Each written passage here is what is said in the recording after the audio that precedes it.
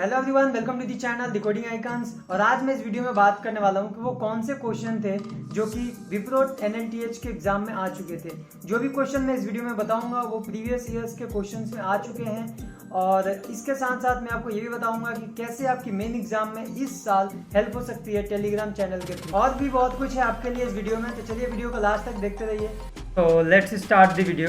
तो सबसे पहले हम देखेंगे प्रीवियस ईयर कोडिंग क्वेश्चंस कौन कौन से थे और उनको कैसे सॉल्व करते हैं और उनका सॉल्यूशन क्या है। तो जैसे कि आप देख सकते हैं हमारे पास पहली प्रॉब्लम स्टेटमेंट है। इसमें दे रखा है कि you are required to implement the following function. एक फंक्शन दे रखा है int sum number divisible int m and int n, इसके पैरामीटर्स है, ठीक है। और बोल क्या रखा है, the function accepts two positive integers m and n as its argument. जैसे कि हम देख सकते हैं यहाँ पे ब्रैकेट में आप देख सकते हैं कि इंट एम और इंट एन दे रखा है। तो आगे पढ़ते हैं क्वेश्चन को। और क्या है, you are required to calculate the sum of numbers divisible both by 3 and 5 between m and n both inclusive and return the same, ठीक है। तो इसमें करना क्या है, हमको इसमें ये करना है कि हमारे पास एक एम इंटीजर दे रखा होगा और एक एन इंटीजर दे रखा होगा, ठीक है। इन दोनों नंबर के बीच में उन नंबर्स का सम फाइंड करना है जो 3 और 5 दोनों से डिविजिबल है। आपको ये इजी लग रहा है बट ये इजी है नहीं, क्योंकि जब ये क्वेश्चन पोर्टल पे जाता है विप्रो के या फिर किसी भी एग्ज़ाम के, तो वहाँ पे बहुत सारे हिडन टेस्ट केसेस होते हैं जहाँ पे आपके कुछ गलत हो सकते हैं, कुछ सही हो सकते हैं, किसी में एरर आ सकती है, ठीक है। तो देखते हैं और क्या है इसमें। तो इसमें नोट दे रखा है कि m जो है वो ग्रेटर देन 0 है और n जो है वो m से बड़ा भी हो सकता है और बराबर भी हो सकता है, ठीक है। तो चलिए हम इसको एक सैम्पल इनपुट से समझ लेते हैं कि हमारे पास क्या क्या है। तो हमारे पास दे रखा है m = 12 एंड देन n = 50, ठीक है। तो आउटपुट आया यहाँ पे 90 आउटपुट कैसे आया, सबसे पहले मैं आपको ये समझाता हूँ। 12 और 50 के बीच में ऐसे कौन से नंबर है जो 3 और 5 दोनों से डिविजिबल है, ठीक है। तो वो नंबर है 15, 30 और 45, ठीक है। तो यदि हम इनको प्लस करेंगे तो हमारे पास 90 आएगा। तो ये था क्वेश्चन के बारे में। तो चलिए देखते हैं इसका आंसर क्या है जिससे सारे टेस्ट केस पास हो जाएंगे, ठीक है।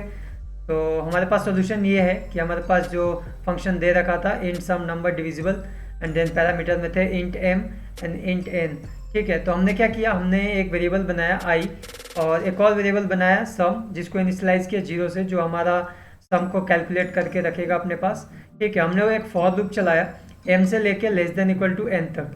हमने यहाँ से less than equal to n तक क्यों चलाया, क्योंकि क्वेश्चन में बोल रखा था कि इंक्लूसिव है, ठीक है। m और n दोनों इंक्लूसिव है, मतलब m और n दोनों में से कोई भी डिविजिबल हो 3 और 5 से तो वो भी ऐड होगा, ठीक है। उसके बाद हमने क्या किया, हमने की इफ़ कंडीशन लगाई यहाँ पे और इसके अंदर हमने लिखा है कि i मॉड्यूलस 3 = 0। इसका मतलब होता है कि हम 3 से चेक कर रहे हैं कि नंबर जो है डिविजिबल है कि नहीं, और एंड लगाया हमने बीच में और उसके बाद हमने लगाया i मॉड्यूलस 5 = 0। इससे ये चेक होगा कि 5 से नंबर डिविजिबल है कि नहीं।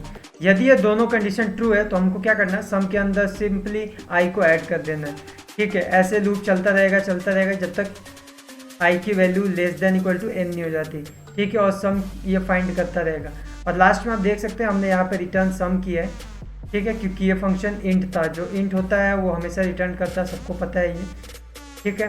तो ये हमारा था पहला क्वेश्चन जो ये पूछा जा चुका है प्रीवियस विप्रो एनएलटीएच के एग्ज़ाम में।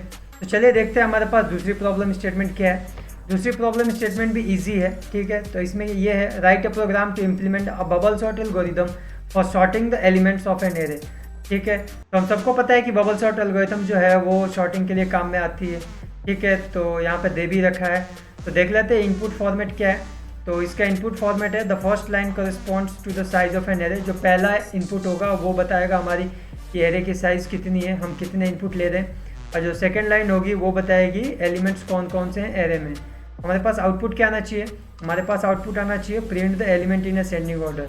जो एलिमेंट होंगे वो असेंडिंग ऑर्डर में आना चाहिए, ठीक है। तो हमारे पास देखते हैं इनपुट क्या है, सैम्पल इनपुट। जैसे कि हमने बोला था कि पहली लाइन जो होगी वो एरे की साइज़ होगी, ठीक है। तो यहाँ पे जैसे दे रखा है 6, वो एरे की साइज़ है। देन हमारे पास 6 एरे एलिमेंट दे रखे हैं 11, 15, 26, 38, 9 एंड 10। उसके बाद हमारे पास आउटपुट है, देख सकते हैं असेंडिंग ऑर्डर में सारी वैल्यूज़ है और इसको हमको करना है बबल सॉर्ट से, ठीक है। तो चलिए देखते हैं इसका कोड क्या होगा। चलिए देखते हैं फंक्शन क्या है। फंक्शन है हमारे पास बबल सॉर्ट, जो इंटीजर टाइप का रिटर्न टाइप है इसका, और इंटीजर एरे है एक इसके आर्ग्यूमेंट के रूप में, और इंटीजर एन है। तो हमने क्या किया, हमने यहाँ पे 3 वेरिएबल बनाए i, j एंड 10, ठीक है, तो हमने यहाँ पे क्या किया है आगे, तो जैसे कि आप देख सकते हैं फॉर लूप चलाया मैंने यहाँ से, और i इक्वल टू 0 से लेके लेस देन n तक चलाया है। उसके बाद i प्लस प्लस है इसके अंदर, एक और लूप चलाया है जो 0 से स्टार्ट हो और n माइनस आई प्लस 1 तक हो, और ये भी प्लस प्लस मतलब आगे इंक्रीमेंट होता जाएगा। और मैं यहाँ पे चेक कर रहा हूँ कि क्या एरे j की जो वैल्यू है वो एरे j प्लस 1 से बड़ी है। ठीक है, तो मतलब कि मैं पहले एलिमेंट को दूसरे एलिमेंट से यहाँ पे कंपेयर कर रहा हूँ। ठीक है, यदि बड़ी है तो हमको डायरेक्टली स्वैप करना है, दूसरे दोनों एलिमेंट को हमको स्वैप कर देना है। तो ऐसे ही लूप चलता रहेगा जब तक कंडीशन सेटिस्फाइड नहीं होती, और लास्ट में हमको एरे को रिटर्न करवा देना है। ठीक है, तो ये भी बहुत इजी क्वेश्चन था। इसके अंदर भी कभी कभी क्या होता है कि टाइम कॉम्प्लेक्सिटी की वजह से एरर आ जाती है और सारे टेस्ट केस पास नहीं होते, तो इसको भी ध्यान से करना पड़ता है। और इसमें जो मेन चीज़ है वो जे लूप के अंदर जो आपको ये दिख रहा है n माइनस आई प्लस 1 है, यहाँ पे कई बार क्या होता है कि n माइनस 1 कोई लिख देता है, n माइनस आई लिख देता है, तो उसकी वजह से बहुत ज़्यादा गलती होती है।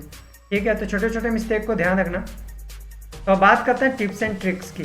तो सबसे पहले टिप्स की बात करते हैं। तो टिप्स ये है कि एग्ज़ाम बहुत इजी होता है, ठीक है, मॉडरेट लेवल तक क्वेश्चन होते हैं, बट ऐसा नहीं है कि आपको कहीं उसके आंसर मिलते नहीं। ठीक है, आपको आंसर उसके मिल जाते हैं यदि आप गूगल करेंगे या फिर कहीं ढूंढेंगे, और तो उसके आंसर आपको मिल जाएंगे। और यदि ट्रिक की बात करें तो बात यह है कि मतलब कुछ ना कुछ आप लिखिए, और यदि मान लीजिए आपको 2 टेस्ट केसेस दिख रहे हैं तो डायरेक्ट जस्ट प्रिंटफ लगा के उसको प्रिंट कर दीजिए, 2 टेस्ट केस कम से कम पास हो जाएंगे। जहाँ पे 0 टेस्ट केस पास होते हैं वहाँ पे 2 बेटर है। ठीक है, तो बस यही थी टिप्स और ट्रिक्स। तो बात करते हैं हेल्प इन मेन एग्ज़ाम। तो मेन एग्ज़ाम में आप कैसे हेल्प लें, कहाँ से हेल्प लें, तो जैसा कि मैंने बोला कि क्वेश्चंस को आप गूगल भी कर सकते हैं, तो गूगल करिए। और यदि आपको क्वेश्चन नहीं आए तो टेलीग्राम चैनल मेरा ज्वाइन कीजिए, वहाँ पे आपको 100% गारंटी के साथ कह रहा हूँ आपको आंसर वहाँ पे मिल जाएंगे। बस आपको वहाँ पे अपना क्वेश्चन सेंड करना होगा और 1 से 2 मिनट तक वेट करना होगा। ठीक है, भले वो क्वेश्चन एप्टीट्यूड के हो, वर्बल एबिलिटी के हो, ऐसे के हो या फिर कोडिंग क्वेश्चंस के हो, आपके सारे आंसर वहाँ पे मिल जाएंगे। ठीक है, तो बात कर लेते हैं 100% रिटर्न क्वालिफाई कैसे करेंगे हम। तो रिटर्न बहुत इजी होता है। ठीक है, इंटरव्यू में थोड़ी सी प्रॉब्लम होती है, थोड़ा सा डिफिकल्ट होता है, बट रिटर्न बहुत ईजी होता है और आप 100% आराम से क्लियर कर सकते हैं यदि आपकी प्रिपरेशन थोड़ी बहुत भी है तो। ठीक है, ध्यान से सुनिए, मैं कह रहा हूँ थोड़ी बहुत भी है तो। क्यों? क्योंकि तो जो इसका एग्ज़ाम होता है वो ज़्यादा हार्ड नहीं होता है। ठीक है, बहुत इजी होता है, और मतलब डायरेक्ट क्वेश्चंस होते हैं, जैसे कि हमने देखा कोडिंग क्वेश्चंस भी डायरेक्ट थे, तो ऐसे ही डायरेक्ट क्वेश्चन होते हैं। आप 100% ईजिली क्रैक कर सकते हैं अपनी फर्स्ट अटैम्प्ट में। ठीक है, तो बस इतना ही इस वीडियो में। और यदि आपको ये वीडियो अच्छी लगी हो तो लाइक कीजिए, शेयर कीजिए और कमेंट कीजिए, और पूछिए कोई यदि कोई डाउट हो तो।